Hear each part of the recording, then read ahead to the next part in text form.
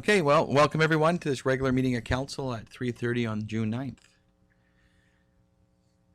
First off, I'd like to acknowledge, council would like to acknowledge the Ucluelet First Nation, on whose traditional territories the district of Ucluelet operates. Notice of video recording. Audience members and delegates are advised that this proceeding is being video recorded and broadcast on YouTube.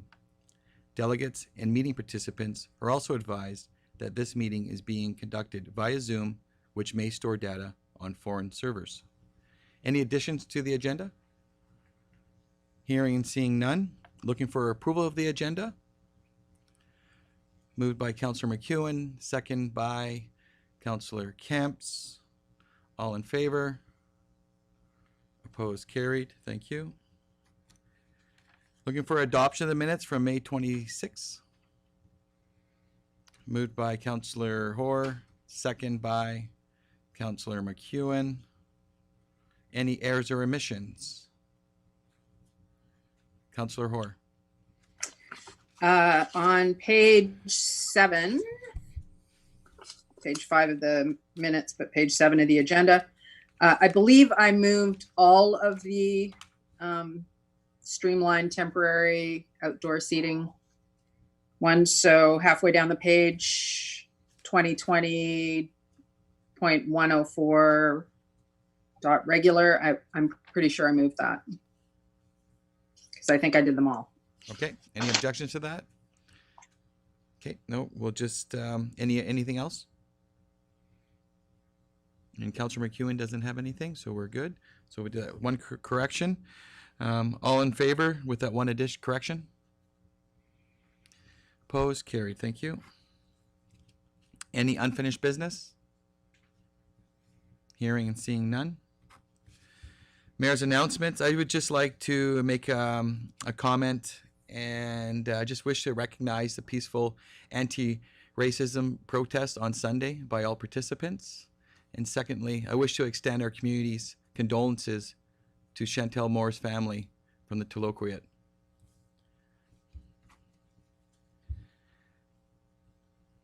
Mr. Rotenberg, are there any public input?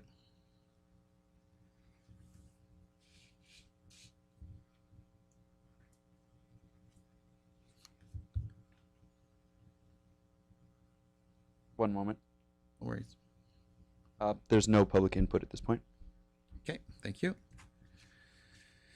Delegations. Ron Clayton from the Primera, welcome.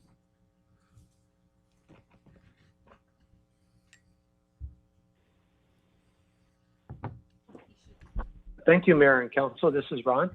Thanks, Ron. We hear you 5 square. Thanks. Shall I just proceed? Yeah, the floor is yours there, Ron. I just want to welcome you, and Okay. all the council and staff are listening. Okay, well, thanks for the opportunity. I've been asked on behalf of the Strata to speak to you today about what's on the agenda. I should also include that I wasn't at the AGM on March 21st. If that's, I don't have the agenda in front of me, so I don't know what you're seeing. But if you see the letter from the Strata, it says that there was AGM, during the AGM, there was owners that expressed some concerns. And we do have that letter, Ron. Okay, thank you. Yeah, it's before us from Christine Bryce. Yes, it is. Dated on So- May the 5th. I guess the owners, which many of them do not live here full time, and knowing that I do, have come to me and asked me to speak on about this issue. I love beach fires. I have no issue with people enjoying themselves, and as you probably know, all of you, I got the cabins down at Terrace Beach. We have lots of guests, and one of the experience that they value when they stay out here is the experience of having a beach fire, and everything that comes with that. What we've been recognizing the last couple of seasons is it's really cranked up in the intensity. Let's call it post midnight. After midnight, 1 o'clock in the morning. it gets to be quite something down there. And a couple of the owners have approached me saying, what do you think we should do? And I thought it'd probably be best to get to this stage where we are now. It's try to get it on the agenda in front of council and just express from our perspective what's going on and some concerns. So, you know, I'm not here speaking to you today to try to get fires banned. That's not why. That's not my opinion. But I am talking on behalf of the strata, so I guess I'm bringing their concerns to the table as well. You know, I think a couple of times over last summer, there were occasions where we felt it was necessary to pay a call to 911 because of the situation down there. Just the size and mass of the fires that sometimes happen and the volume of the group. And it goes all night. I've gone down there many times in the morning just to kind of clean up, you know. There's a local, and I apologize, not sure if I know his name. Is it Fisherman Dave? That does his rounds with collecting bottles. He seems to do that every morning. And he's down there in the mornings helping to clean up. For the record, I've noticed a lot more bylaw presence down there since last summer. And I don't know if it's, tell you the truth, I don't know if it's bylaw or who it is. I just see the best. Maybe it's staff from the district. But just in general, that's what I've been asked to do, is to bring this to your attention and see if what you would consider to address it. A couple of the owners said, well, if there's a bylaw, then we can get the bylaw officer to he'd be empowered to do something about it. But I just think that the times that I'm aware of that the police were called, no one showed up, and I don't think anyone would call the police unless there was concern about it.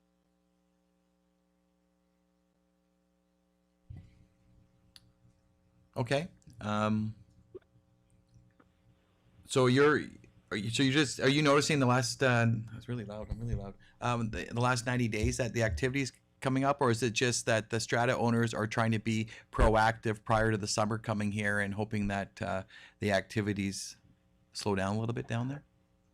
I would suggest it's the latter. The last 90 days, it's been really nice and quiet. Yeah, but also the last few weeks, it's wonderful to see more activity and people enjoying fires. It's, for me personally, it's part of the beach culture and enjoying living here. As I say, I have no issue with people having beach fires, but seems that after 11, after 12, then that's kind of it. You know, I understand. Well, actually, I don't know the hours Brent works, but I do understand he lives in Tofino. And I guess there would be a sense of, well, what do we do? You know, we're not going to go down there and confront anybody because we aren't the police, and that's not what I'm going to do. I honestly, I'd say I've been here for 8 years, and the last couple, it's just really got intense. And it's almost like people are living down there. I would suggest that would be the case in the summer. They, pop their tents up there, and they're there all night for weeks. And we just don't know what to do. You know, we don't know what to call or if that's in the cards at all. And I think after a certain time, if you do call 911, there's been a couple times where I thought, oh boy, that fire is really, really big. What do you do? And you call 911, I think it goes to the east side of the island, and no one's, you just don't get anyone down there. So, well, we can talk about, maybe I'll pass it off to staff here just to talk about noise bylaws and, what we have in place right now. Okay. That's wonderful. I'll let the strata know that I said what I said, and I appreciate you guys listening to what I have to say. Well, On if you behalf don't of- mind listening there, Ron, we'll probably get Bruce to or Mr. Gregg to just make a couple comments before you take off on us. Okay, sure. Through the mayor. Wow, that is really loud. So currently our bylaw, essentially all parks and public places, they're closed from 11 p.m. until 6 a.m. the next morning. Okay, sorry, having a little mic volume issues here. So it is a matter of enforcement and staffing and when they're on. One of the changes we've put in place for this sort of summer season is we've shifted the work week. So our bylaw officer will be working covering weekends. So essentially, shifted so that there's better coverage. Part of it is we won't have a bylaw ambassador program this year. That was part of the budget tightening of the belts due to COVID and whatnot. To be more effective, we're having a bylaw officer, and also his hours in the summer are also shifted so that he is on later, so that he can do that late evening sort of sweep and check on the beaches with the RCMP, because they tend to go down and do that together.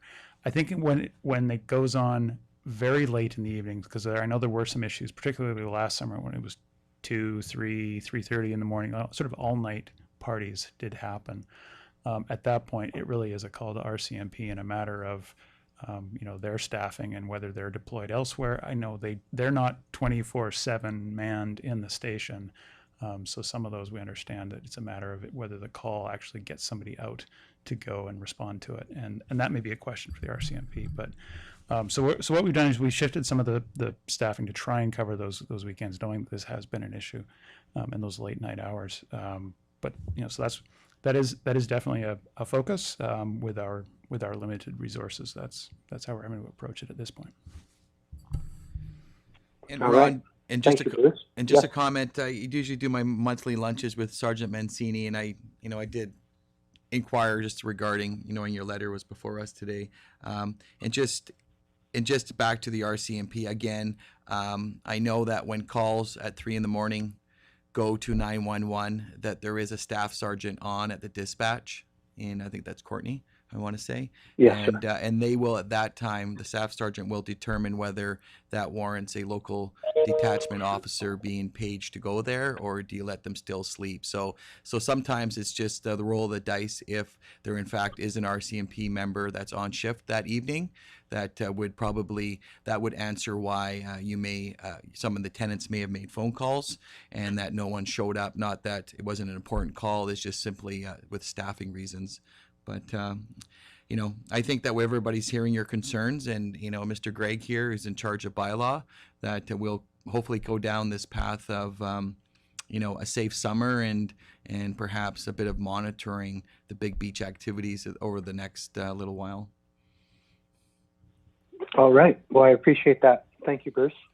And remember, Ron, back to your strata, we do encourage letters like that. So anytime that your council there, your board, has any issues, just feel free to write us a letter, and we always invite you here as a delegation. So thanks for your comments. Okay. Thank you. Thank you all. Okay, have a good afternoon. You too. Okay. Okay. Welcome, Bob Hanson. Are you on? Yes, I'm here. Thank you. Welcome, Bob. Thank you, Mayor. Well, the floor is yours, sir. Okay. I was asked to speak to an initiative proposal put forward by to amend or change the definition of wildlife attractants. And I've reviewed that recommendation, and certainly looks very encouraging. I did forward a report for everyone's background information there. And in that report, there is shown a number of measures that can be taken and have been taken in Ucluelet and other communities in the region to secure wildlife attractants so that they are inaccessible to wildlife.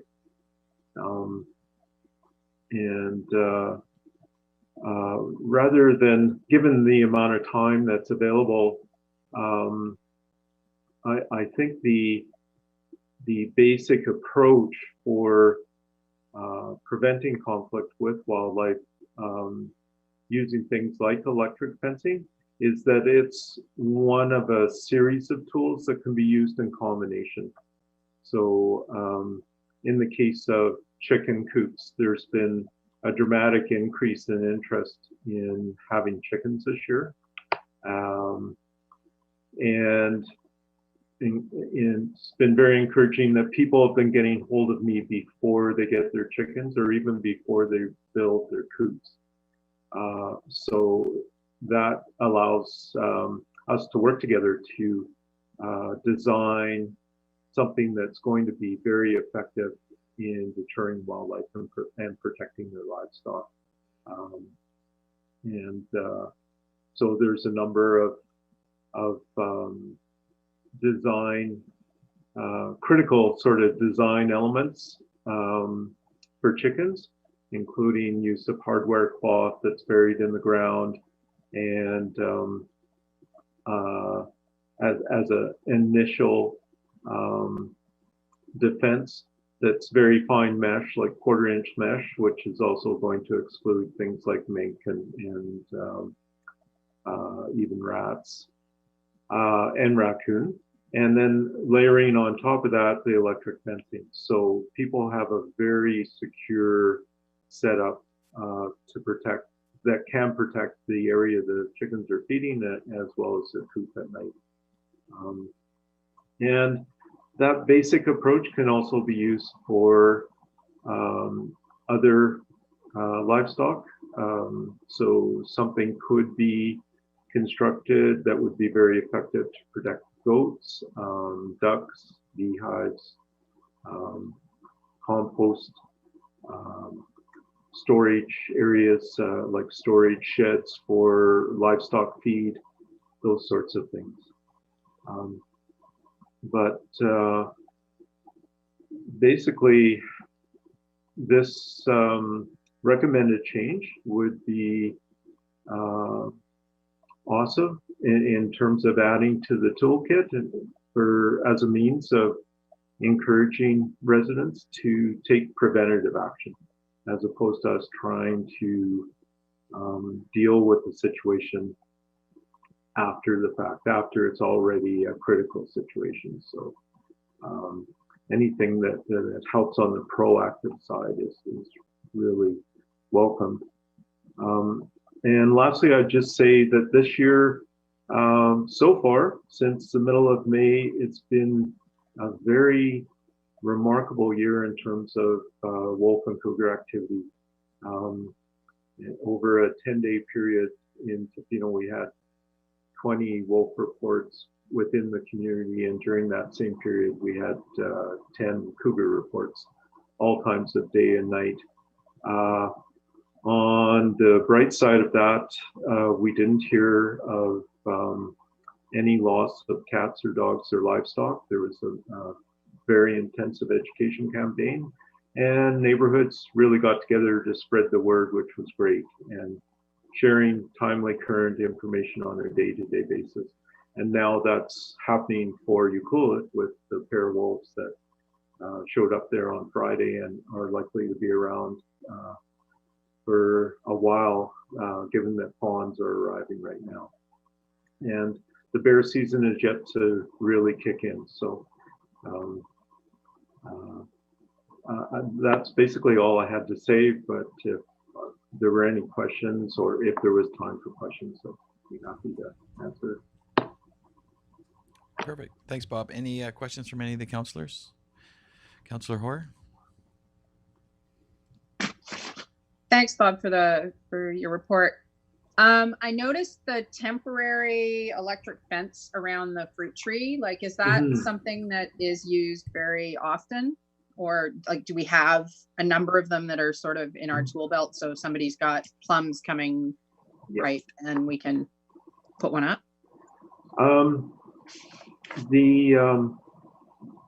There's discussion going on. WildSafe BC, the provincial coordination team, they're considering our region as a region to pilot loaner electric fencing. And if that goes ahead, it would likely be 1 or 2 loaner fences of that style.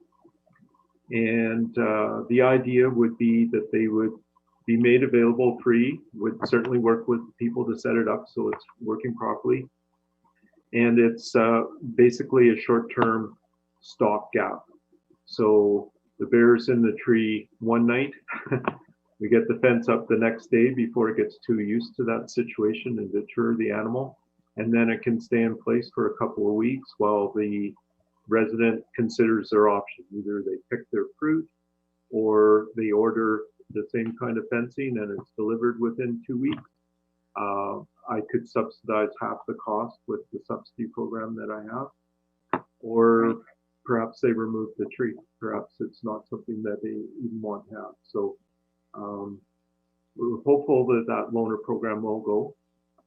The other option is that subsidy program is in place, and the primary focus of the subsidy this year is going to support electric fencing. That's awesome. Part 2 of my question is, I noticed you mentioned that you were working with the Tofino Community Food Initiative to glean fruit. Do you have a similar sort of working relationship with the food bank on the edge? I'm just thinking, like, I hate to see fruit sit on trees. We used to work with a food bank in Vancouver to glean my mom's fruit trees. So yeah, I know Leah Austin for the Tofino Community Food Initiative. She reached out to people in Euclid about that last year when we had so many bears and fruit trees, and there was interest. She is searching for funding options to try and get something off the ground this year. Port Alberni has a very effective fruit gleaning program that's been running for a number of years, and that food is directed to their food bank and a number of sources. So also took part in the ACRD Sustainable Food Production Policy forums, and that was highlighted as a priority for our region. That would be excellent to get off the ground. WildSafe BC doesn't operate fruit gleaning programs. It needs to be a community or another community organization.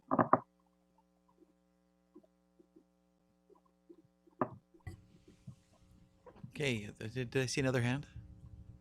Councillor Kemps?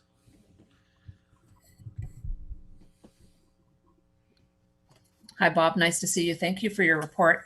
I just had one question about the cost sharing and the support and for the electric fencing, and how does that work? Basically, the resident, I work with them to assess their needs and what style of fencing might work to the best advantage, given their particulars of their backyard, how large the foraging area is, the size of their coop, a whole number of factors. And then I point them to several options that they can pursue for the style of fence that they get, and potential suppliers. So there's suppliers on the island, there's a supplier in Alberta that's done quite a bit of work out here, and they can go online and order it. They present me with the receipt. I forward it to our head office, and they issue a check or an e-transfer for 50% of the cost. Oh, wow. That's great. That's great to know. We've already done one in Euclid this year. Went very smoothly. Okay. Yeah. And how do you get that word out to all of the people that have chickens, or how does that education come out? Been working mostly through the Tofino Community Food Initiative, and they have their chicken socials that run on a regular basis. And it seems like the last meeting, it was sort of half Ucluelet residents and half Tofino residents, and they seem to be a pretty tight knit community. So I think the word's out, and I will be making a more formal announcement on the WildSafe BC Facebook page. Was sort of holding off on deciding the primary focus of the funds this year, and now it's clear that it's going to be electric fencing. Great, thanks, Bob. Yeah. Any other question? Any other councillors have questions? No, Bob, I think it's very timely, and I think you did touch base on it. You were supportive of the recommendation from staff in this agenda for today? Yes. Okay, and maybe you could just, I don't want to dive into the staff report, we'll save that for a little bit later on, but obviously there are people that have livestock or chickens right now that, you know, if this recommendation would be passed, they're probably going to need some help. So you're readily available, and your phone number and your contact information remains the same. You're not hard to get hold of? Not at all. Yeah. Very keen to work with anyone. Okay, perfect.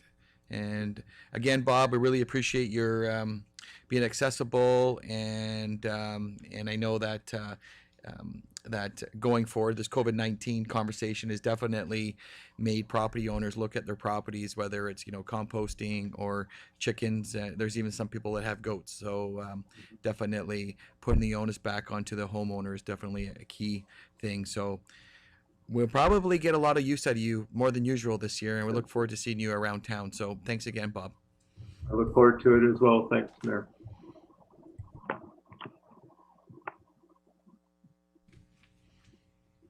Okay, correspondence. We kind of have an animal theme going on here, so I'll start into 10.1. We have an animal control bylaw. Someone sent us a letter. Does anybody would like to make any comments regarding that?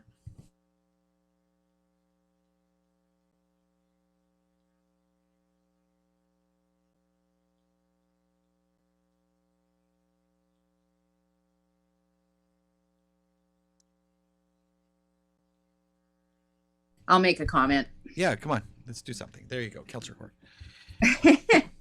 Horton. One of the things, especially this coming immediately following the WildSafe BC, one of the things that I immediately thought when I read this letter is that an unleashed dog is considered prey by wolves and cougars. And that is the reason I believe that we have leash laws, particularly in the Pacific Rim National Park Reserve. So requesting to have an unrestrained temporary trial thing, I don't know, we could actually have more wildlife interactions. The other thing that I wanted to comment on is that there are a number of people who do not restrain their dogs in this town and do not have control of their dogs. And I don't have a fear of dogs, but my niece has an absolutely uncontrollable fear of dogs. And one time we were walking, not here in town, elsewhere, and there was a dog, and I asked the owner if I could pet the dog. And I was trying to get Alyssa to come meet this nice dog because it was a nice dog.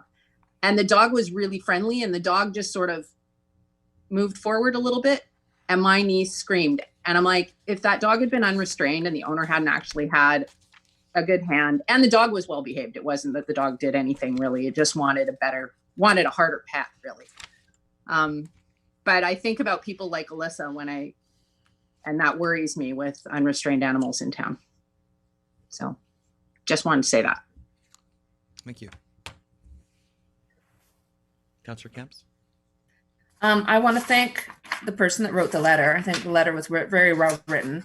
I think this is a great opportunity, and I'm glad this came up, that I've been seeing a lot of people talking about this. I think there's a time for education about our bylaw right now. It's not that it's not clear, but I think once you read through it, it's like every dog should be leashed. And I think we have to have the understanding that we don't have a lot of funds for bylaw, and we have our staffing issues. And I think we should talk about the off-leash dog park and where that is and what we could do about that, where that is, or this is probably a question for staff through the mayor. Yeah, I'll pass it up to Mr. Boyson. I know it's a conversation we've been having in the background. Yeah, through the mayor, so we discussing it with staff actively right now. It's an active conversation. I think it's something that would be useful to be defined as to where the dog off-leash areas are, and we've talked about some proposals for that. I should look over to my manager of community planning, who might have some additions to that, who will actually be enforcing those rules. But I've also talked with Ms. Fortune, manager of recreation and tourism, as well, about where we've had in the past. She's recently been the parks manager, and just about the experiences that she's had where she's seen different things in the use of the fields. I think we're having a lot of conversations that came through the budget process about where potential, how the facilities work, how the fields work, how everything fits together. So there's quite a few conversations going on there. I might pass it over to Bruce, though, just to add some comments. Through the mayor, I would just add that I think it's been kind of recognized at the staff level from what I've heard, I believe through like park staff as well, and bylaw staff commenting that it would be helpful to have a designated area where people can take their dogs and allow them to be off leash to sort of control it, and there may be some appropriate space, because right now we have a number of places that are just informally used that way, and that's not working so well. It also is an opportunity to sort of concentrate the messaging around cleaning up after your pet and that sort of thing, because one of the things that I think parks runs into is having to clean up after pets in all kinds of areas, because the idea being that if we designated, I'll just throw it out there, say a fenced area by Tugwell Field as a dog park area, the idea would be that we would then also make it clear that you don't have your dog on other areas where kids are playing, and that are the designated play areas where that becomes a real problem. So I think it's something that there's some logistics around it, probably around signage, and then getting the message out of, if you want to have your dog off leash, this is the place to do it. That's something that could be done both for residents and visitors, would be helpful. Councillor Kemps? Is this, I really think that, I know that there's two areas, like up at Tugwell Fields and down at the rec hall, that have been used for unleashed dog parks as of now. And since we're not having Yuki days this year, as sad as that is, would that be something that we could try, having an off-leash dog park and have signage down there, and to be able to look at how that works moving forward, and leaving, because of what we're looking at with plans of what we're going to do up at Forbes Road and so forth, would it be something to look at down at the rec hall for being the off-leash dog park? Or is that going to be brought to the public, or how's that going to work for public consulting? Mr. Boycer or Mr. Gregg? We'll go Mr. Gregg. Anyone. Through the mayor, we have had internal discussions with that. One of the differences that down at the rec hall is that it is used for recreation purposes as well, and with the dog use, although there are many folks use it as an off leash, the people not picking up after their dogs has been an issue down there with some of the sports use on those fields. We hope that there will be more outdoor activity possible, safely, social distancing and whatnot, as time goes on. So that initially was one of the points when discussing, okay, where better, because the lighting is better down there. So perhaps the dog off-leash area in the old Ball Diamond corner up by Tugwell is maybe more appropriate, but again, that's just been sort of staff level discussions of sort of pros and cons. So it seemed like that if we're going to start with one area, it could also always be reviewed. That seemed to be, again, I'm not suggesting that's the answer, but that seemed to be where there's a bit of consensus brewing that might be a good place to start. So it's the lighting issue down at the rec, or the lighting that we have down at the rec hall, hence why there's sports down there, correct? Exactly. So it's used more, and you got to get the dog poop off the fields. Right. So it's the lighting. Councillor Cole, did I see a hand? Oh, no. Yeah, the dog poop at that field is super important. I agree because we've experienced it lots with the soccer, etc., with the little guys. But I also know we have 2 dogs that have a fully fenced yard and a dog door, and they come and go all day, but they still get ran at the end of every day. And we take them either to the rec hall in the parking lot where the logs are, and we only go there if nobody else is there because our dogs cannot, the one dog cannot be trusted with other dogs. So it's not as simple as going to an off leash area because we would never let him off leash. He got a letter against him from the district 10 years ago saying if he ever scared another human or dog again that he was done. So You're allowed 2 we're strikes, very I think. careful. So I think there needs to be an option that is both, pick up your poop friendly and space. I mean, it's fine to run on the parking lot of the field at the rec hall, but it's not fenced in. And if you had a dog that was going to run off or whatever, then that's not suitable either. So I think that we have to explore all the options. And it's definitely something when you read letters like this and you talk to people about dogs running wild. I mean, sure, back in the day, they all ran wild, but it's not like that anymore. We have more dogs than humans, it seems, and we need to get it together. Councillor McEwen? I think because both those fields are used regularly by people and dogs, both the rec hall and Tugwell, I think you would have to actually put up a no dog sign in one of them because people are just going to keep using both of them. They're used all the time. And it's a bit of a social thing too. It's the people chatting with each other and the dogs are playing and whatnot. But I think if you're going to designate one, then you're going to have to put up signage at the other one that says no dogs allowed. Okay, thank you for that. Councillor Hoare? Just a question to Mr. Grigg, I believe. How much space do you have for an off-leash area? Like, is there sort of a minimal or amount that I don't know? Not being a dog person, I'm totally a cat person when I can have an animal. And I'm just curious, like, how much space do we need? That's why we have so much in common, Councillor Hoare, because we're both cat people. Go ahead, Mr. Gregg. Through the mayor, I don't know that there's a formula of ideal amount of off-leash dog space based on dog density or something like that. What I think this is far less scientific in that I think we have a currently fenced area that has been used by many dog owners and works relatively well without having to build a whole lot of infrastructure.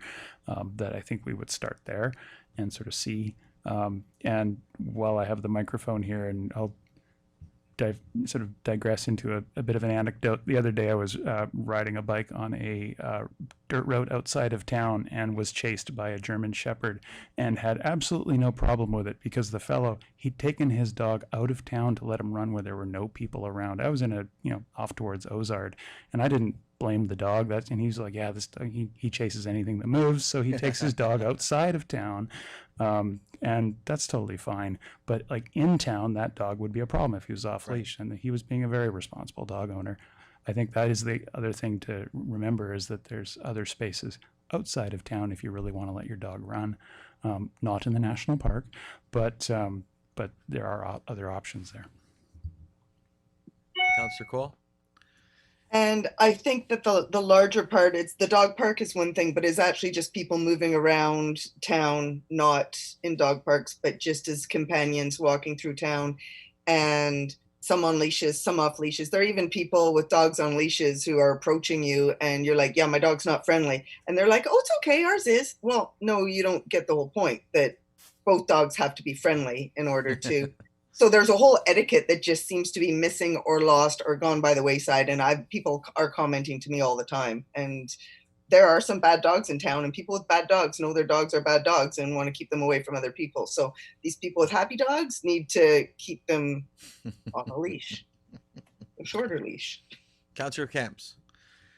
And I think that it goes back to when I was reading this bylaw, it took me you have to look at who it's coming from. But it took me a long time to find under the control of animals where it said that dogs should be on a leash at all times. So I think that there's an opportunity here for education, because what I'm seeing now is a lot of people are unsure is Euclid, should our dogs be leashed? Shouldn't they be leashed? So I think that we have to have a very simplified, this is who we contact, this is our dog should be on a leash here, here's our unleashed dog park, just very simplified for everybody. And I think the first step is for us is creating this unleashed dog park. For me, I'm not attached to where it is. We have 2 facilities. We know there isn't a Yuki Days, and the rec hall is also very attractive. And they're all very good comments. So I'll wait. I think staff's heard us, come back with a report to us with the options. Yeah, as far as I'm concerned, a dog park unleashed area is long overdue. There's many dogs in town, and if we can check off that first box, I think the next one would be if there's some community dialogue and engagement. Obviously, the unleashed conversation is not one I could answer because I don't own any dogs, but I think having a committee of the whole later down the road, once we get this going and actually get some community dialogue, so the onus isn't upon us trying to get it right. This document is over 20 years old now, and it probably does need a little bit of a tune-up. So if we can just maybe attack this at a kind of one box at a time, let's just get this unleashed area, and it doesn't have, pick that spot, and after that, let's get into this leashed or unleashed conversation, and things like big beach parties. Can you bring your dog down there at 10 o'clock on a leash, off a leash? We'll get down there, as time permits. Well, I think we beat that one up pretty good. Is there anything else? Did I see your hand, Lara? No. No. Okay. Perfect. So, thank you. Can we get a motion from council? Yes. Can someone give us a motion for staff? Councillor Hoare, did you want to make one? I'll move that staff bring forward a report with a recommendation for an off-leash dog space. Perfect. As soon as possible. Thank you. Second by Councillor McEwen. Any further discussion? All in favor? Opposed? Carried. Thank you. We look forward to seeing that. Okay. And we also have the 10.2. Are there any comments, I think, regarding the animal control bylaw number 803? Hearing and seeing none. Continue on to council committee reports. Councillor McEwen. So, Mr. Mayor, going back to the previous 10.2, do we not need to make recommendation 1? Oh, geez, let me see here. I thought it was just information, sorry. And I'm happy to make that motion.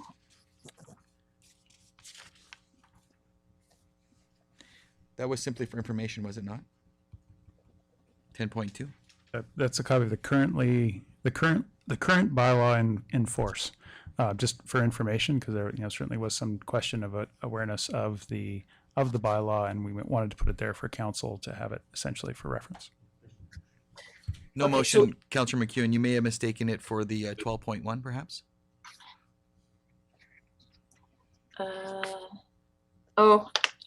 That's what I'm looking at. Sorry about that. Yeah, no worries. Okay. Okay, so committee reports. Yeah, please. May 30th, I attended the Vancouver Island Regional Library Board of Directors meeting via Zoom. It was a 4.5-hour meeting. That's the longest Zoom meeting I've ever attended. Do they permit breaks in between that? There was one break before in camera. That was it. There were 44 people, 44 people excluding staff that were on the call or the Zoom.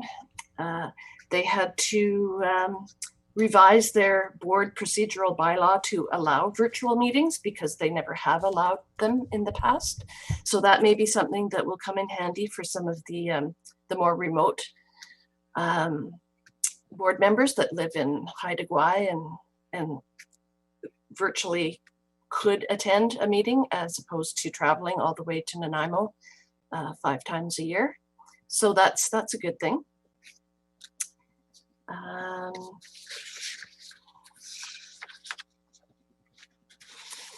They are looking at reopening some branches fairly soon. It's going to be only allowing a few people in at a time because you really need 5 square meters per person for proper physical distancing.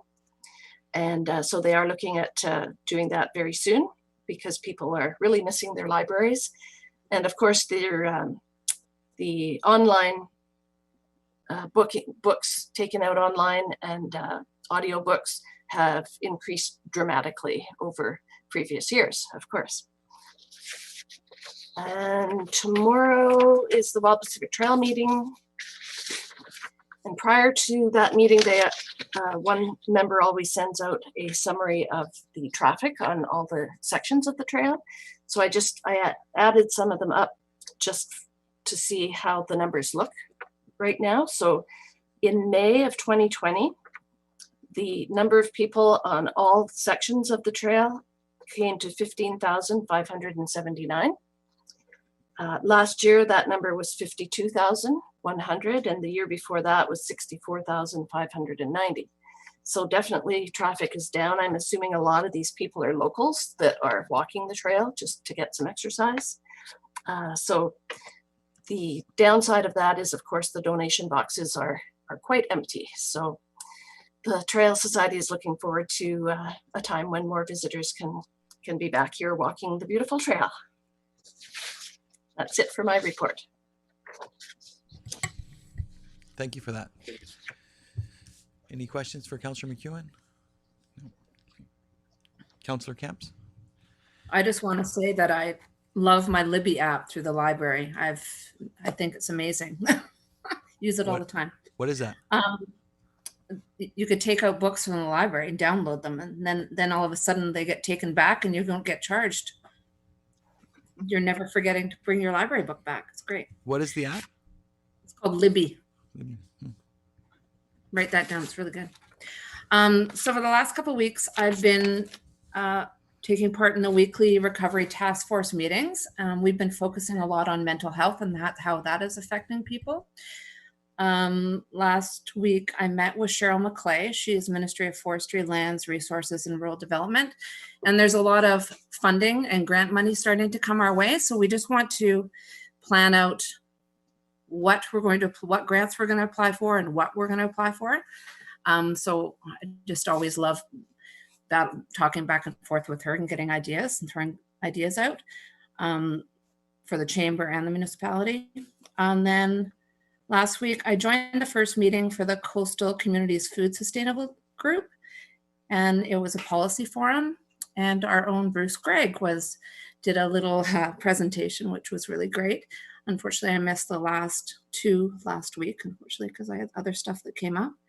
And last week, we met Mr. Boyson and Denise from Tourism Ucluelet and myself met with the Ucluelet Mountain Bike Association. Their website is now up and running.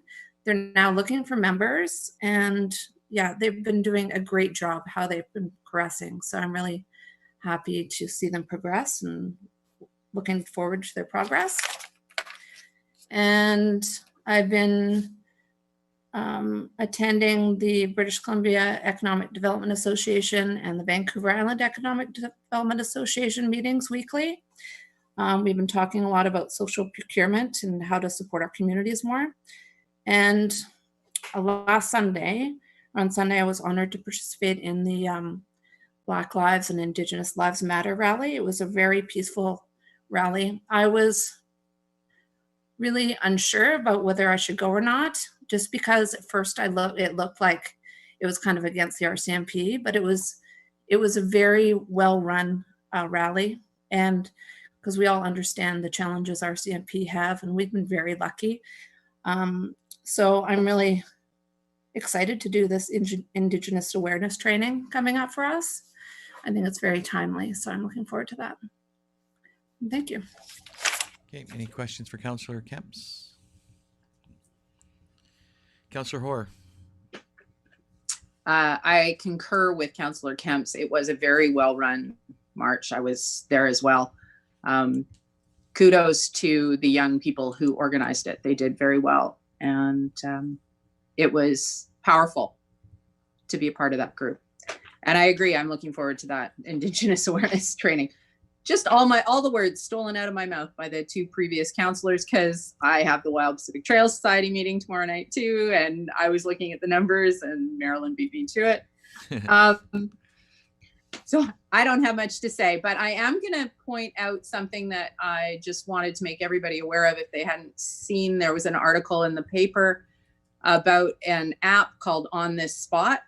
The Tourism Ucluelet and the Historical Society got together, and On This Spot has walking tours for Ucluelet, two of them, one down by Seaplane Base, and then also the People of the Safe Harbor, which is around the harbor of Ucluelet.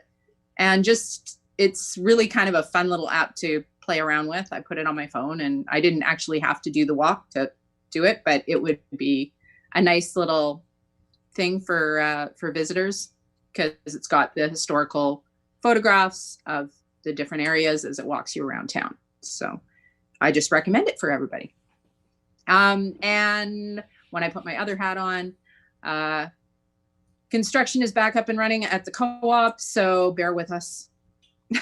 And we're back to 9 to 7, 7 days a week, from 9 to 10 for first responders and seniors, from 10 to 7 for everybody else. That's it. Thanks for that update. Any questions for Councillor Hoare? And you're getting your 2 days off a week, correct? No? And well, you can't use the excuse that you're doing the karaoke at night, so that's probably giving you lots of space in your life right now. I had 1 day off this week. I went Okay. to a march. I had a friend's birthday. Yeah. Okay, you're keeping busy. That's good. Okay, Councillor Cole. So ACRD, a lot of that is revolving around everything we've been talking to up till about now about getting things up and going, signage, social distancing, how the office there is going to reopen as well, how more and more people are going to be back in the office, etc.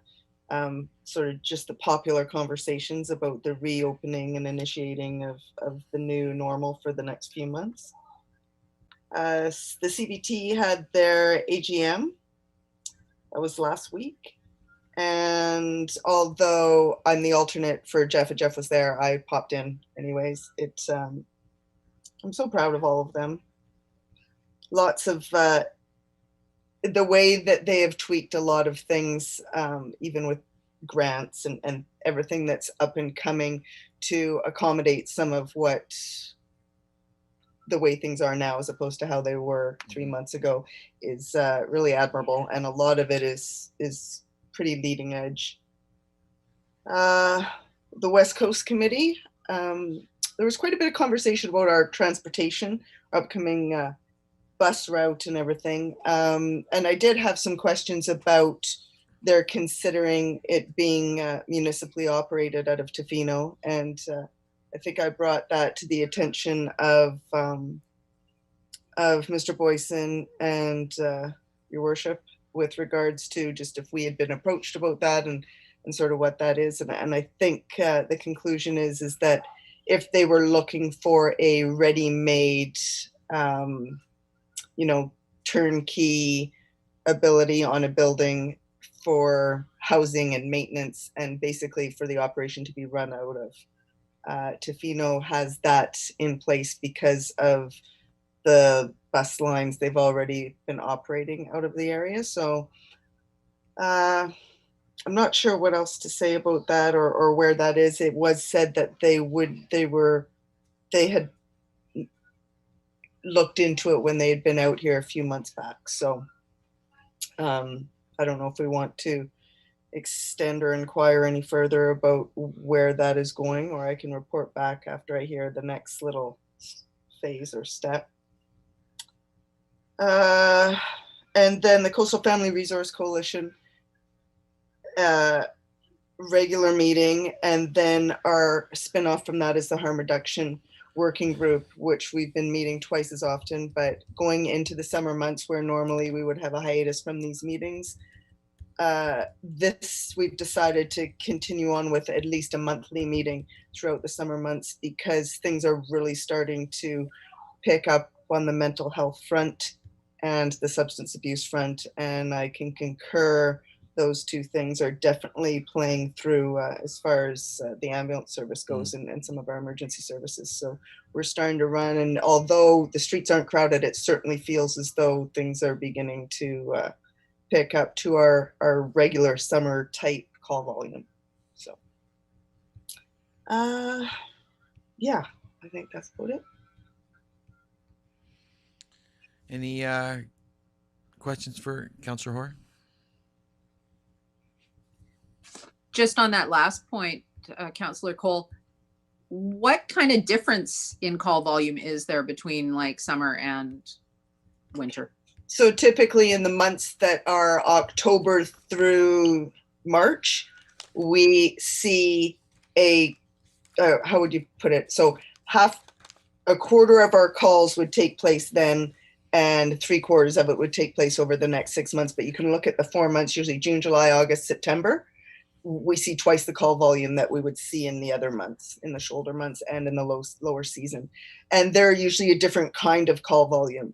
So we're seeing, so now we're starting to see people who aren't from, like, it's been total locals and very sparse calls. And now we're seeing definitely travelers and with varying issues. Thank you. Any other questions?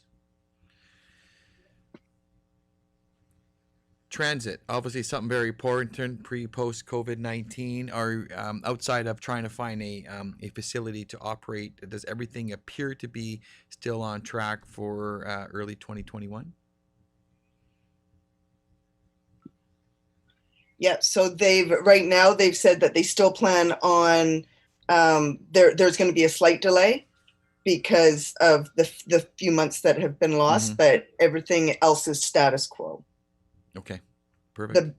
The spots that they had plotted, there was some question about, perhaps there was some talk about, they came back and reported back that the buses would be equipped with 2 spots for bikes on the front, but that there was no capability to gather surfboards, i.e. not on the outside of the vehicle, not on the inside of the vehicle, and to upgrade to a larger unit for that would be quite costly. And so that wasn't something that was being considered. So that must have been an ask, or at some point to come back with the feasibility of what that would look like. So that doesn't look like something that would be feasible, but there was more conversation about perhaps some stops in some beach parking lots where the bus would have the ability to turn around even if there were a lot of vehicles in there. So to maybe switch up some of the beach access that the bus would be making. So I believe that still has a little bit of conversation to be taking place. So other than some logistic stuff, the timeline's still looking like it's virtually on track. Perfect. Thank you for that. And thank you for being our ACRD director. It does take some time. Okay, and for myself, you know, there's a few conference calls. We still continue to do their regular Thursday regional phone call. Mr. Boyson's usually on that as well, and just trying to ensure that our 8 West Coast communities are very comfortable and just communicating amongst themselves about any kind of subject matter by the week. That's going well. As you know, well, I said earlier, I had my meeting with Manzini today, and it probably echoes a little bit what Councillor Cole says, noticing just a little bit more activity in the last couple of weeks. Just generally, you know, we went from very quiet times to, you know, as the dial's turning up a little bit, but no big showstoppers, you know. And then he, you know, obviously for Mancini, on a personal note, he'll probably be exiting the community in probably the spring of 2021. So he's got another year in the community, unfortunately. Earlier in the week, also had our second with Minister Bear, the tourism minister, with the 14 resort municipality mayors. That's also a good conference call, just getting the tone, and the tone was really what we experienced. A lot of the rural resort municipalities noticing a big influx of tourism and activities throughout the province, which is a positive, but again, a little bit of nervousness for the residents. And the big takeaway for that is the province is just trying to reach out to those communities and wondering what can they do on the messaging, and as they're encouraging a lot of British Columbians just to travel BC, explore British Columbia like you haven't before. That is going to be the big push about just promoting British Columbia in domestic travel, but also that campaign of being prepared, know where you're going, educate yourself. Which really goes hand in hand with what Tourism Ucluelet is doing with Denise, with the toolkit that she's provided about educating the traveling motorists before they get here, which is going very well. And I continue to do that Wednesday morning, that Yuki radio. So again, tomorrow morning I'll be on that, and we're trying to change the pulse a little bit from COVID-19, which we know is there when we talk, and just kind of pushing our community forward as some of the activities and some of the things that we have on the go, and trying to bring that to light again. And just a reminder to all of us, we do have our societies meeting, our biannually meeting with societies, which you may have that in your calendar, and hopefully you'll be able to all attend that. And Mr. Rotenberg, do we have some feedback? Are we getting a few participants going to participate in that societies meeting?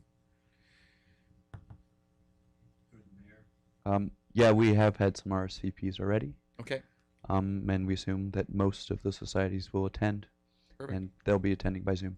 Perfect. And I know it's going to be tough for a lot of societies, but it'll be really good to understand where they're at.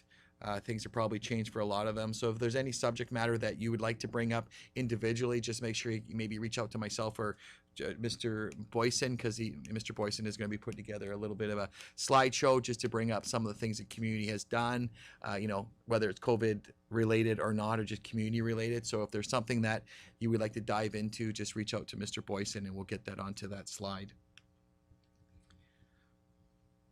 And I think that's all I have to report on at this time. Oh, question, Councillor Cole? Sorry, I just wanted to make sure that you said the spring of next year, but it's the fall of next year. No, April 2021. That's what he would be. You talking about Mr. Manzini? Sorry, I'm backed up. Sorry, I back to the transit thing. I just wanted transit thing. Yeah, September 2021. Okay, I was under the impression it was going to be like January, February. So is this the COVID thing's pushed it now for? No, they said if the COVID thing pushes it because of the economy, it'll be later than that, but it's currently September 2021. Okay. The implementation thing that the presentation had. Sorry, I just wanted to make double check because when you said spring, that sounded early to me. So I just double checked. Rider's Guide complete in July of 2021. August marketing campaign begins in September 2021 as service implementation. Okay. Sorry. Well, the way the last 6 months have gone by, that should come pretty quick. Right? Okay, thanks for that clarity. Appreciate it. Sorry about that. Okay, we'll get to reports. 12.1, Council Policy on Wildlife Attractants by Bylaw Education Enforcement. Mr. Gregg. Through the mayor, I think it was so timely to have Mr. Hansen on earlier to talk about some of the issues that this came together very nicely. Really what we're seeking is some clarification so that it's not left to staff interpreting when it comes to education and when necessary enforcement of our bylaws. As Bob Hansen had noted, there definitely is an increase in the interest of households growing food locally is one of the major issues we're seeing with chickens and other critters in town. And so really what this is suggesting is to clarify that definition of what is a wildlife attractant would encompass things that we know attract wildlife, such as chickens and livestock and their feed and food waste being composted or things that otherwise we know do tend to draw in the bears and wolves and cougars. And this way, it would be a stronger message we could deliver when educating a property owner when they're or tenant when we're first engaging with them, and then a lot of that has been ongoing. But then also, if necessary, then our bylaws already do have fines where a ticket could be issued if someone does repeatedly leave out wildlife attractants. So really, this is clarifying that. And as noted in the report, that yes, our bylaws. We've got lots of mileage on them. I think the animal control bylaw was 21 years ago. It was adopted.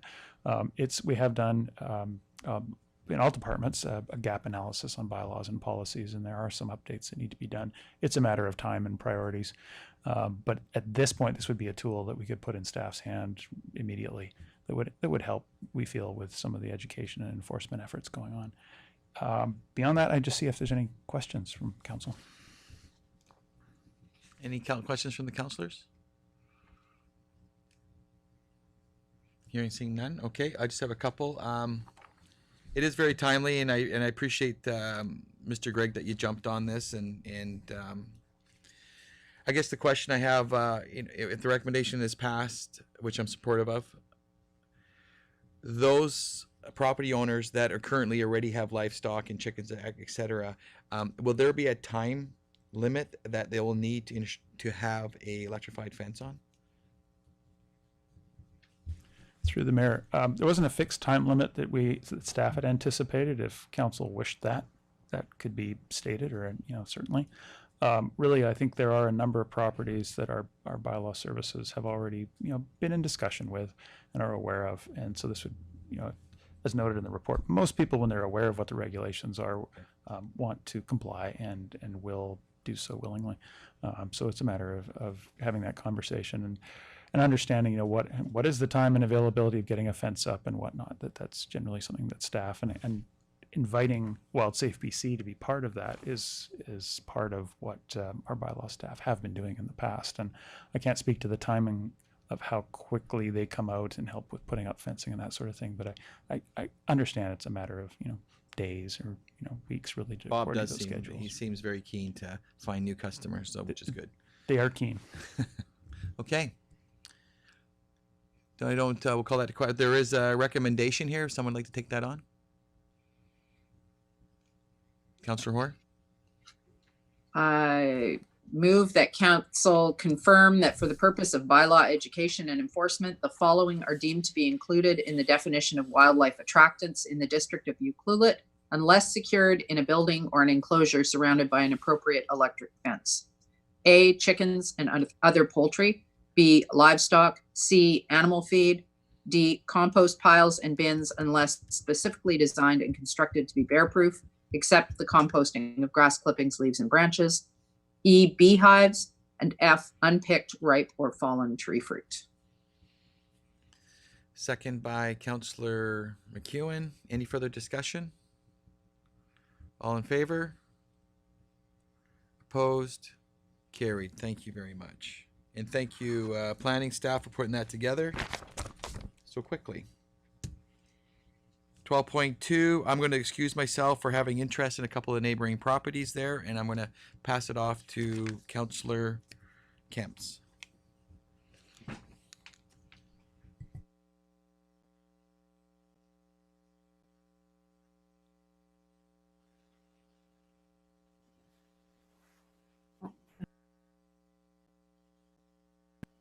Hi.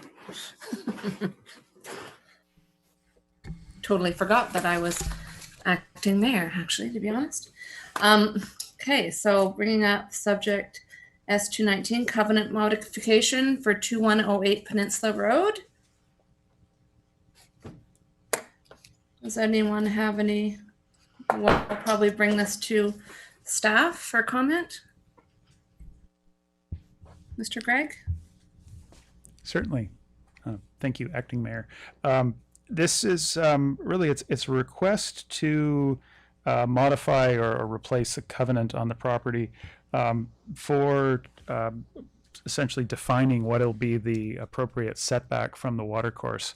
on the property at 2108 Peninsula Road. There's a bit of a history there, and I'm not sure if it all comes clear, and I can certainly answer questions about it. Basically, when the Forbes Road area was originally subdivided, which was back in 1994, the provincial riparian areas regulation didn't quite exist, but there were some other guidelines around that sort of 30-meter assessment area was already in place, and that shows up in some of the old existing covenants on the property. In 2014, the owners did go to the Board of Variance. They had provided a biologist report at that time. That earlier report in 2014 also noted that a setback of 10 meters would be acceptable and appropriate.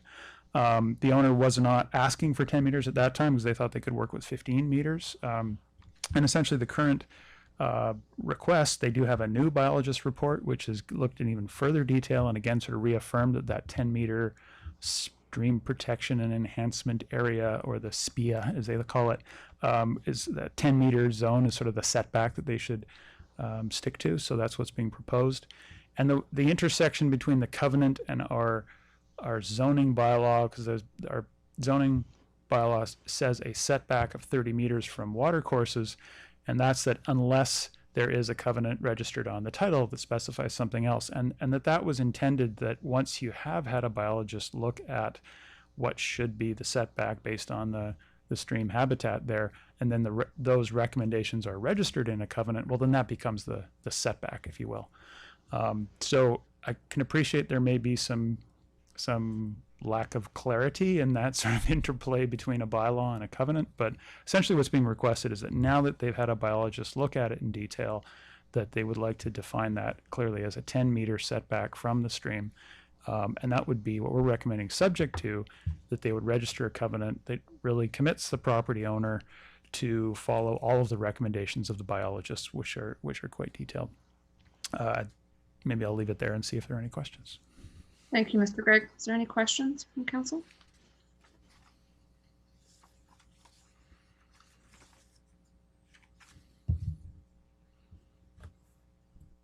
No questions from council? No?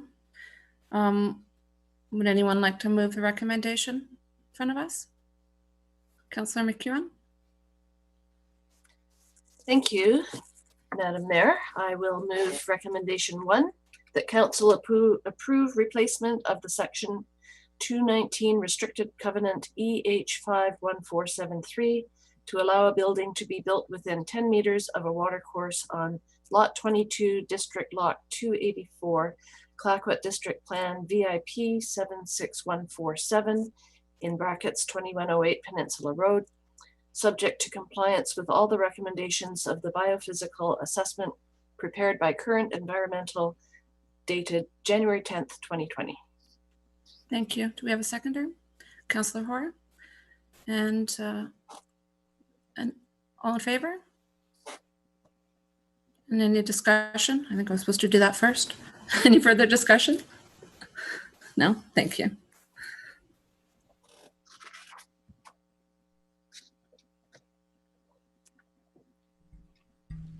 We'll just ask the mayor to come back in. Well, it's weird. I can't see anything. I don't know what's happening.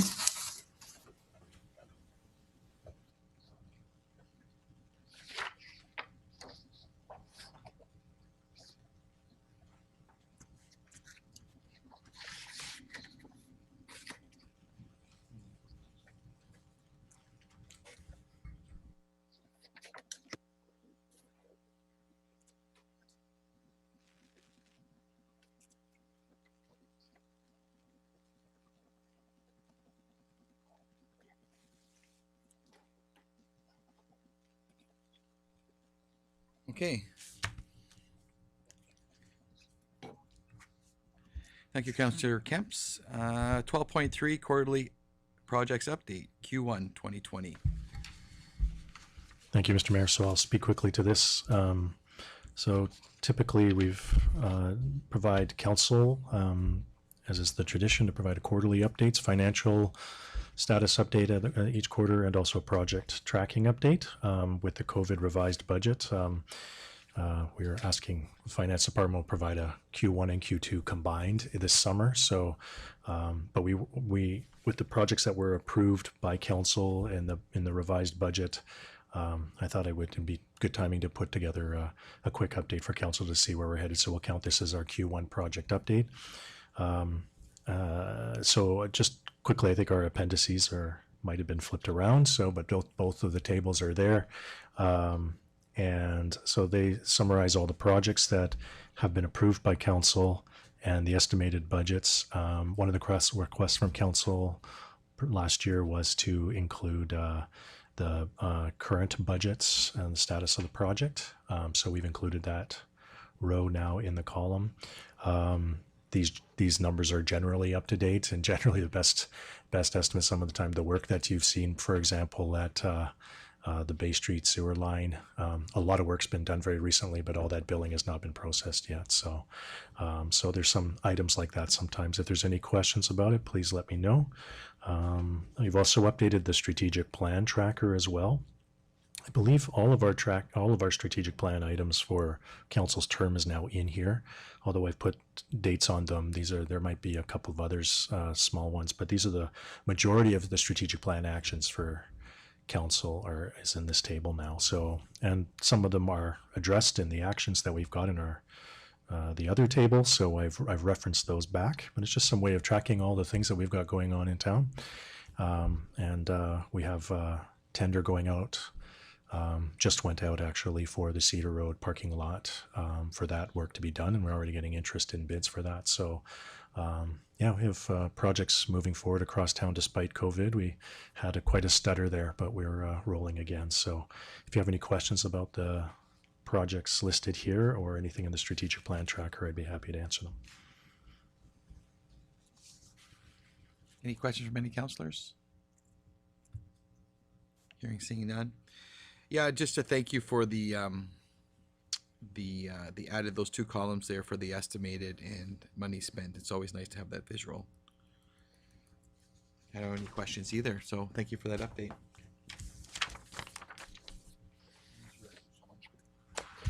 There is a resolution. It's on it.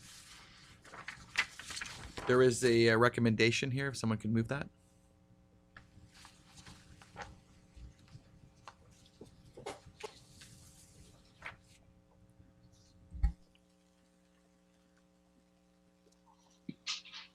I can make that motion.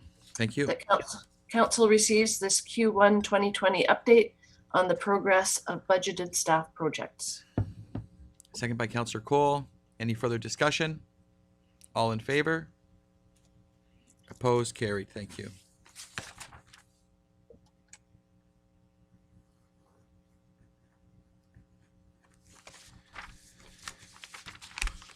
Now go in the special pile over there. 12.4 COVID-19 Task Force Update. Mr. Boyson. Thank you, Mr. Mayor. I'll just provide a very quick update. So since council last met over the last 2 weeks, the task force has had Rebecca Hurwitz from the CBT join us, and also Marcy DeWitt from the Alberni Clayoquot Health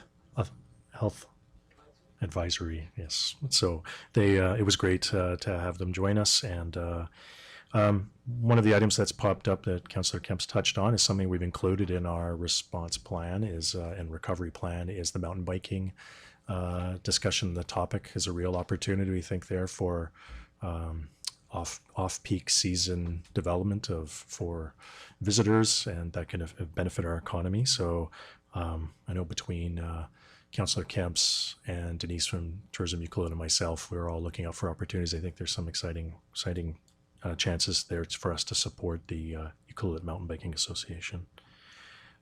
Just some quick updates. I think we have lots of communications going out, but just for council to hear it here is that the district office is now open from 1 to 4 p.m. We're monitoring the situation just to see what the load of visitors is like, but we've made modifications for our staff to make sure it's a safe environment for our staff and for those who are coming in to inquire at the office. We are encouraging people to phone or email the district for staff conversations as much as possible.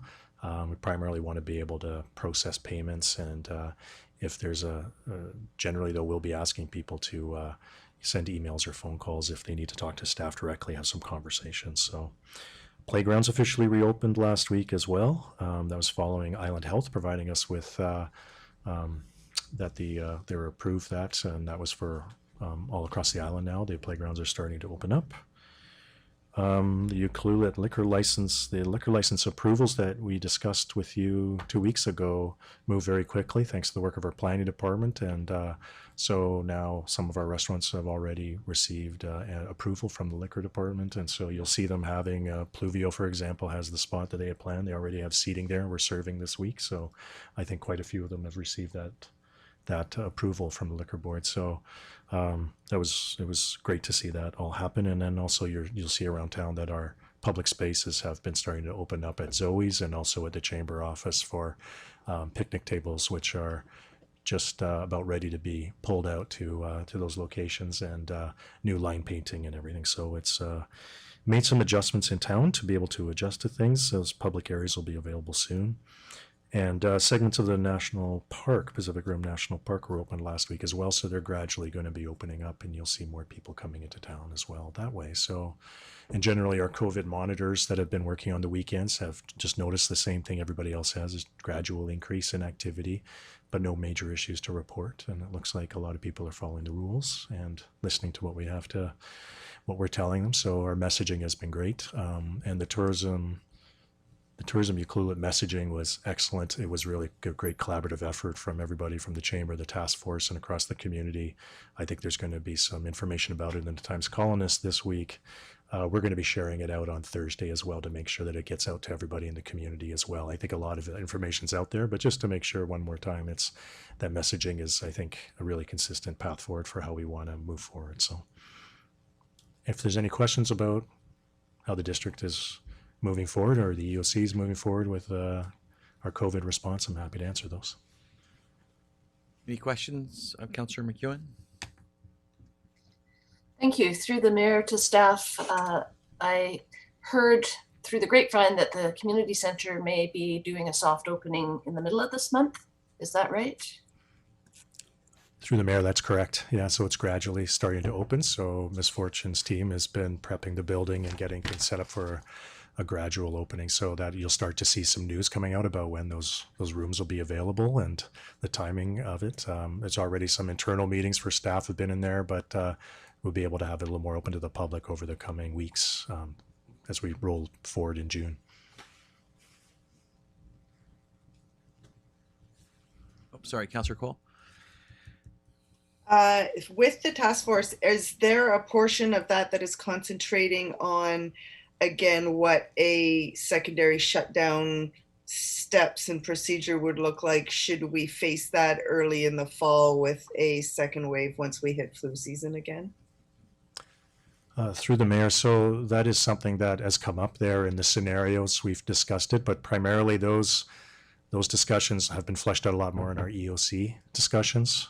So what those options are, I think we've gone through them. We've had now a practice run in them, so we're ready for when we have to. Do not want to go through it again. So we will, but we are ready if we need to, and including our task force in the discussion is a part of it. So. And can I ask Whatever you'd like. Council Kemps with regards to the chamber, and what is the sense of the businesses in the community and sort of having forethought in that same direction? Can I ask that, Ben? Yeah, of course. The businesses right now are just really focusing on moving forward day by day and opening up and getting their development permit and their liquor licenses extended. I don't think it has been a conversation between the businesses and myself if this was to happen again, but I don't necessarily want to be the person to talk about it right yet.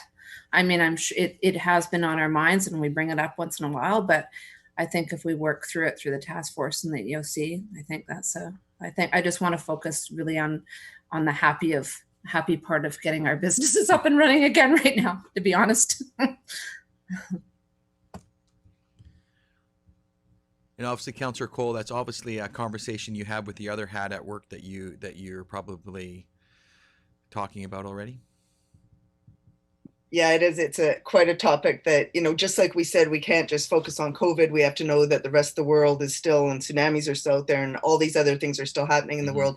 Now everybody's focusing on, okay, let's get up and running again. So secondary to that, we're trying not to lose focus on preparation for what might be something really relevant to what happens in the fall. That's all. Okay. Any other questions there for Mr. Boyson?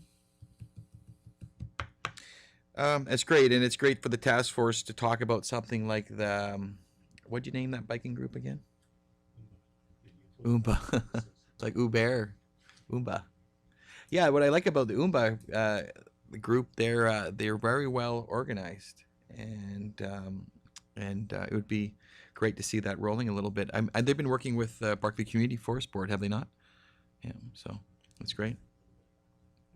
Just to add a quick background to that, I think they've been working with both First Nations, Ucluelet and the Toquat First Nation. I think we're focused through the Community Forest Board and making sure it's a partnership with Toquat and the district and how we can help. But it sounds like there's also been a lot of conversations with Ucluelet as well. But Oombas seems like they're organizationally are ready to move things forward. And so we're just asking how we can help. Which is great, because another meeting that we have, the AGM's next week, right? For Barclay, 2 weeks away. And so, yeah, that's a big step that at the last AGM for the Barclay Community Forest was a request for the board to find a group like that to champion it. So reading that last document they have, I think they're making some great headway. So it's awesome. So thank you.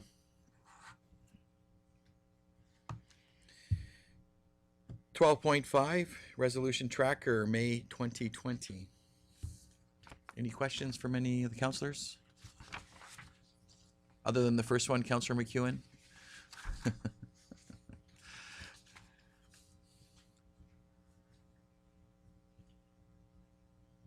Okay, hearing nothing, seeing nothing. Thank you for that. No, there's no motion. It was more for information. Yeah, it's good. Yeah, I'm consistent for sure. 12.6 check listing, May 2020. Any questions regarding the check run? Councillor Kemps? It's not really a question. I just noticed the date. Did the dates on the check listing? I'm sure it's just a glitch, but I just noticed the dates are like 2015 pay date. I was just unclear about that. Yeah, I think it's just a copy error. I believe it's a copy error. We can discuss this with the payroll clerk. Okay, thank you. Anything else? Councillor McEwen? Yes, thank you. It's not really a question about anything on this check run, but I did notice all the little cedar trees that have been planted in front of that big crater on Peninsula, and just was curious if the owner of that property will be reimbursing the district for doing that through the mayor to staff. Through the mayor, so no, that's not the way it's been set up, unless there's something the director of planning has to share. It's that's something that the district decided that we wanted to get done. There wasn't funding coming from them, so we decided for the look for the community that we would move forward on that ourselves. We do have a right-of-way approval process going through on that property right now, working with the owner. So there's some other things going on at the same time in parallel, but and hearing the complaint from the neighbor as well about some of the concerns about the look of the property, we didn't want to delay waiting for to take any action. So we just decided to move forward for the aesthetics of the community. Okay, thank you. It does look a lot better. Mr. Gregg, you want to say something? Oh, I just add that yes, the owner. Just to be clear, that the owner is providing a statutory right of way to the district at no cost to the district. So I think this was a bit of negotiation over Right. obtaining that, which will be a real benefit to the public as well. So that pipe that we see coming out of the side of the mountain that is very active on a rainy day. That'll be the new right away, which will go through basically the center of that property to connect up to Peninsula Road. So that is the negotiations that they've done, and so we'll be able to deal with that. I guess storm drain, pretty much. Does that satisfy? Is that we all good there? Okay, Councillor Hoare's back. Did you have a question on that one, Councillor Hoare? Just with regards to that one, are we doing more than just the cedars? Because on that property on Peninsula Road, and I know we're off the checklisting, but there's some serious erosion happening, and I'm pretty concerned about any rain activity that we have taking big chunks of that hillside off by fishful thinking. Mr. Gregg? Through the mayor, there also was some seeding that was done with the agreement of the property owner, which will, as it sprouts, will help sort of stabilize some of that soil. It is private land, and ultimately the property owner will need to make their improvements and adjustments when their time frame suits them. But as I said, currently we have no right of way for doing the drainage work, and that's what we're hoping to, working to conclude that, so that if there are drainage issues, we can deal with them for the public system. But as for the actual, like the private land, that still is the private property owner's area. Any other questions regarding that? Okay. No recommendation out of the check run. And off to 12.7, holding public hearings via Zoom webinar.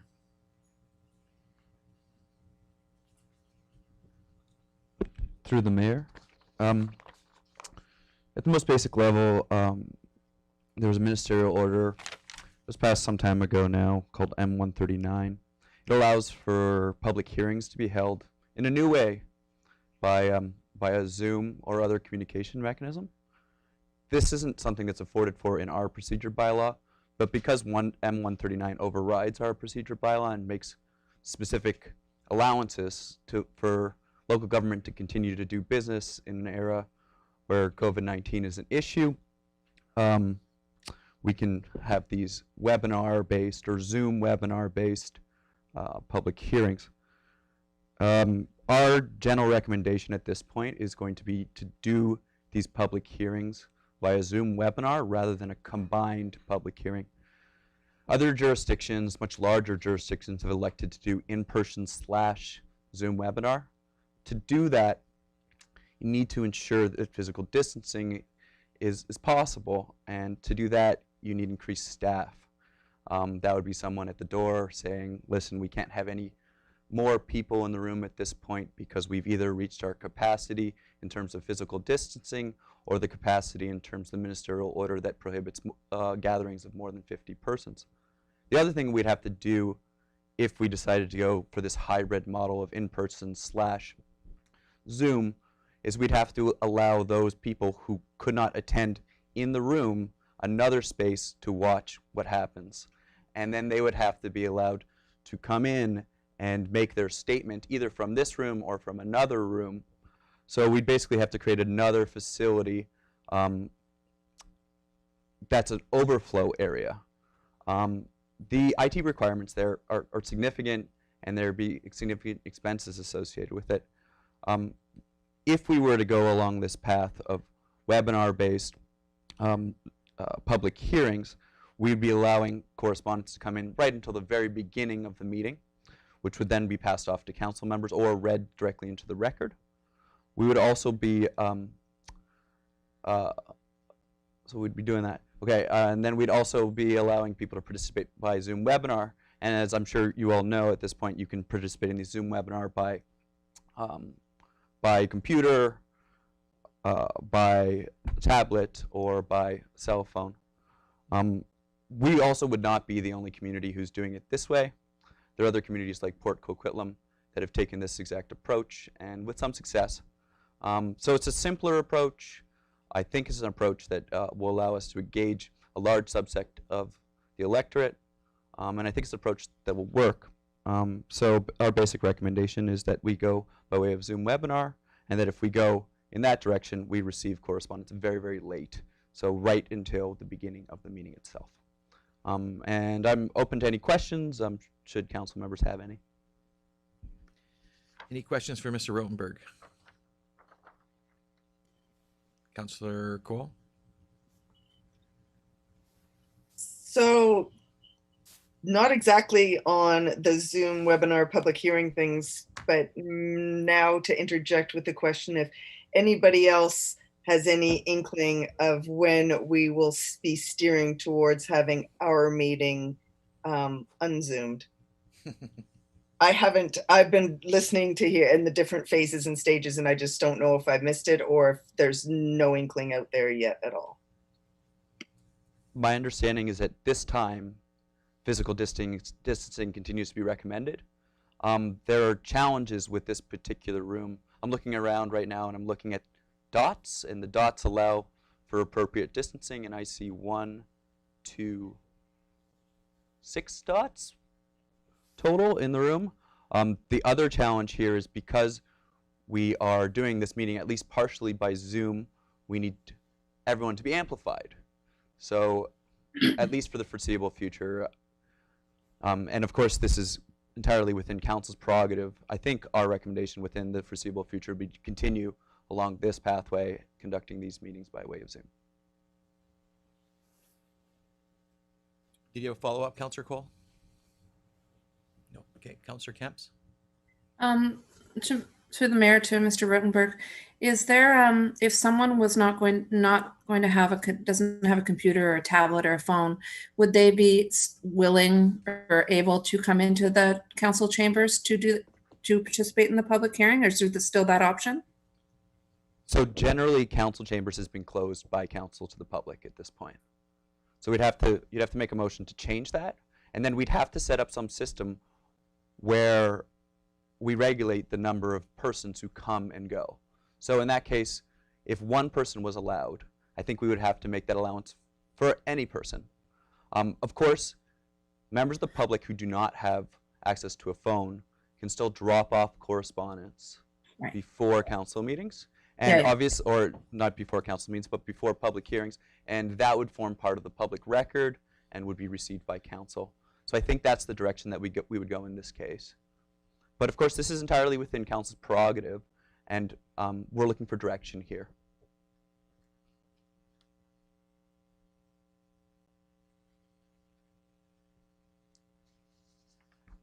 Okay, any kind of direction or thoughts or frustrations knowing that perhaps this is going to be going on for a little bit longer? Councillor Cole? Oh, I don't know about everybody else, but I'm super tired of sitting in this chair and doing these things, and I find it much more engaging to be in the same room. And if I was public wanting to give input, I would find it frustrating on all kinds of levels as well. And so I know that with the idea that it could be going on for a while, I think that we stay the course until we see the people have been making the right decisions and steering us in the right direction thus far on other topics, i.e. the province, etc., that we stay our course. And the Zoom combined thing sounds like all kinds of levels of, and a straight Zoom, whatever, is probably the way to go. Councillor Kemps, did you have something there? No, I just feel the same way as Councillor Cole. I'm just really I just miss that human interaction. I'm really sick of sitting in this chair. And I just wanted to make it very inclusive. But Mr. Rotenberg, it's unfortunate. Yes, we're down that path. So yes, I support it. Unfortunately. Anybody who wants more personal interaction can come work for me. I can use the body. I get lots of personal interaction.